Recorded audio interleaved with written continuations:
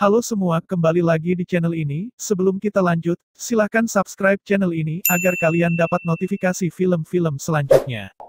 Kali ini kami akan menceritakan film Expendables 3. Film ini dibuka di sebuah rel kereta yang berlapis baja membawa buronan ke penjara Denzali.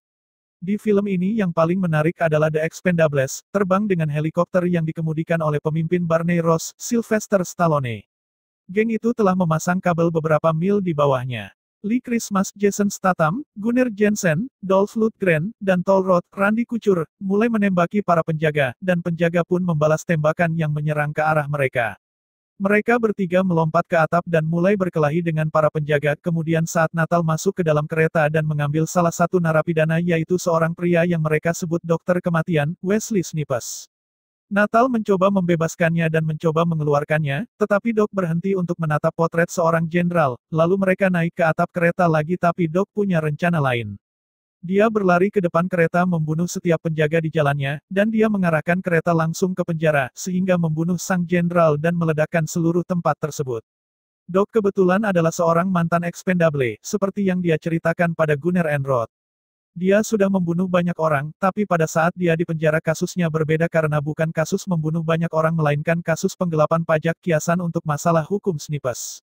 Gunnar memberinya pisaunya agar dia bisa mencukur jenggotnya sendiri agar terlihat lebih rapi, kemudian dia berjalan ke kokpit untuk berbicara dengan Barney bahwa dirinya ingin sekali pulang. Meskipun Doc sangat ingin pulang, Barney memberitahunya bahwa dia dan tim perlu menemukan pedagang senjata bernama Victor Min, yang sedang menurunkan kiriman bom. Untuk membujuk Doc agar bergabung, Barney memberinya sekantong pisau sehingga semua pisau itu menjadi miliknya, dan kejadian tersebut membuat Doc senang. Selanjutnya, The Expendables tiba di Somalia. Mereka bertemu dengan Hale Caesar, Terry Crews. Mereka bersama-sama menyelinap melalui dermaga untuk menemukan target mereka dan menembaki preman yang mereka temui. Mereka melihat helikopter yang sudah mulai turun, dan keluar langkah seorang pria bernama Conrad Stonebanks, Mel Gibson. Barney dan Doc kaget melihatnya, karena dia diyakini telah mati, dan mereka mulai melepaskan tembakan tanpa peringatan. Stonebank dan preman membalas tembakan yang mengarah ke pengejaran melalui dermaga dan gudang. Roth, Caesar, dan Gunnar menembak para preman yang mengejar mereka dengan senjata api yang lebih besar termasuk peluncur granat. Tim berhasil menghindari para perompak, tetapi Stonebanks lolos karena dia melarikan diri dengan helikopternya. Dia terbang tepat di atas gudang, lalu Stonebanks mengarahkan senapannya ke Barney, tetapi saat itu dia mempunyai celah untuk menembakkan peluru tersebut ke kaki Caesar, dan Barney juga menembakkan peluru di belakang tepatnya di punggung Caesar. Dia kemudian menjatuhkan bom pada mereka. Kejadian itu memaksa tim untuk berlari untuk menyelamatkan diri dan membuat tim melompat ke sungai saat bom meledak. Tim mencoba untuk merawat luka Caesar, tetapi tim tidak bisa berbuat banyak untuknya. Mereka membawanya ke rumah sakit, di mana Barney meninggalkannya dengan cincin keberuntungannya, kemudian orang-orang lainnya pergi ke bar, di mana Barney memutuskan dia harus meninggalkan teman-temannya agar mereka tidak terluka.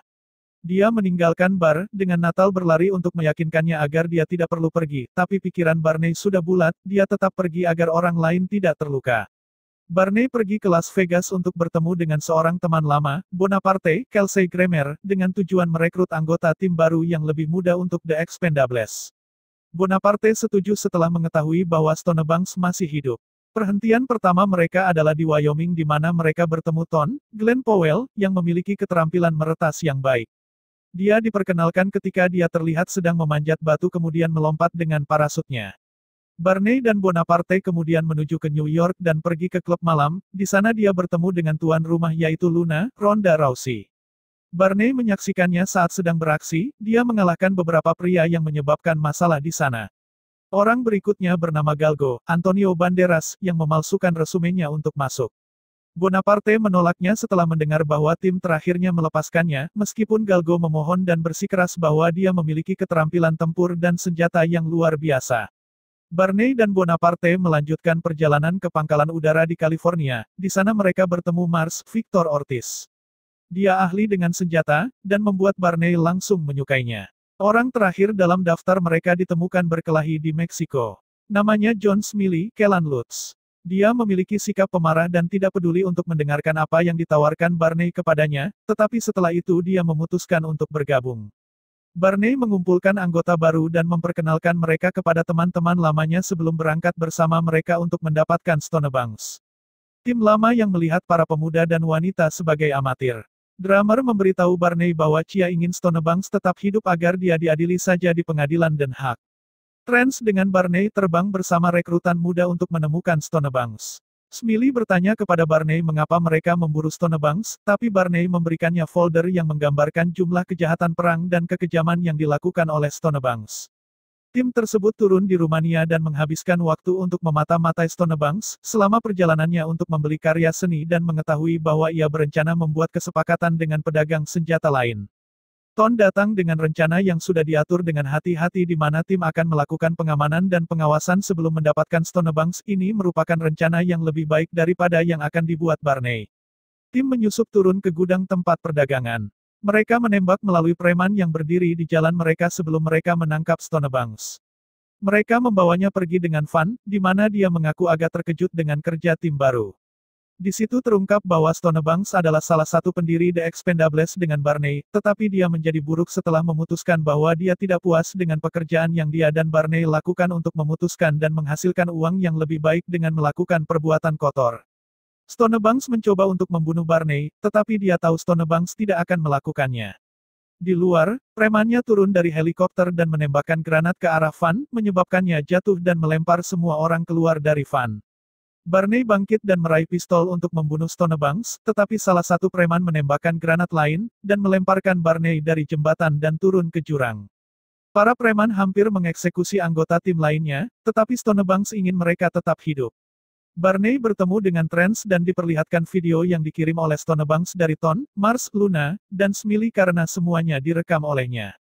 Dia mengejek Barney, tahu dia akan mencoba datang dan mendapatkan mereka kembali. Saat Barney merencanakan misi penyelamatannya, dia ditemukan oleh Galgo, yang entah bagaimana berhasil menemukannya. Barney mengizinkannya untuk ikut kemudian Natal, Rod, Doc, dan Gunner bergabung di dalamnya, karena mereka adalah satu-satunya yang cukup gila untuk mengikutinya ke dalam kekacauan ini. Dalam perjalanan mereka, Barney mengetahui dari Galgo bahwa timnya tidak menjatuhkannya, tetapi mereka dibunuh pada misi terakhir mereka. Saat tim menemukan gedung tempat para rekrutan disimpan, setelah itu, mereka membukanya dengan mudah, tetapi seperti yang telah diantisipasi oleh Conrad, dia menghubungkan seluruh tempat dengan bahan peledak C4 agar meledak dalam 45 detik. Ton menggunakan perangkat bertenaga baterai untuk mengganggu sinyal agar menghentikan jam pada 9 detik, lalu mereka menuju arah luar untuk menemukan Stonebanks, tetapi Gunner dan Rod terus memusuhi para rekrutan dan membuat mereka bertengkar. Barney memberitahu mereka untuk tutup mulut karena jenis konflik ini yang diharapkan Stonebanks. Mereka pun memutuskan untuk bekerja sama dan melawan Stonebanks. Di sisi lain, ronde lain dari tendangan pantat dan baku tembak terjadi. Dari luar gedung, Trance menembak dari helikopter dengan drummer menerbangkannya, bersama dengan kembali Expendable Yin yang Jet Li, yang menembaki para preman itu juga. Smiley memukuli beberapa preman dan mengambil sepeda motor milik mereka. Luna pun ikut berkelahi dan menembak preman membuat Galgo terkesan, yang dia mulai menggodanya. Bahkan Galgo sendiri membuktikan kemampuannya dengan menembak preman. Semua orang memiliki andil dalam membunuh setiap orang terakhir di tempat itu. The Expendables dan rekrutan berhasil mencapai helikopter, lengkap dengan Trance meneriakkan baris yang terkenal dengan sebutan, Get to the Choppa, dan kemudian semuanya tergantung pada Barney dan Stonebanks, mereka saling berhadapan untuk terakhir kalinya. Keduanya terlibat dalam pertarungan tangan kosong, sebelum Barney berhasil menembak mati Stonebanks untuk selamanya. Baterai pada perangkat turun menjadi 0%, menyebabkan semua bahan peledak mulai meledak. Barney berlari ke atap untuk mengejar helikopter, saat seluruh bangunan mulai meledak di bawahnya. Dengan hanya beberapa detik tersisa, Barney melompat dari atap dan meraih tali, dan semua orang mendukungnya. Kemudian, Caesar yang telah pulih sepenuhnya dan dia kembali bergabung dengan teman-temannya di sebuah bar.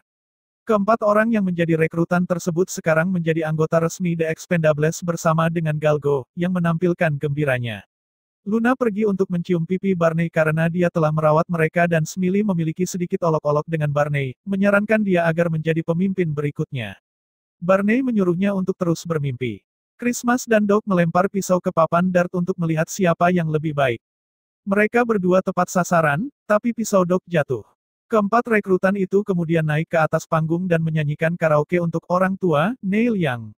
Barney mengawasi mereka, yang menurut Natal tampak seperti ayah gila yang sombong.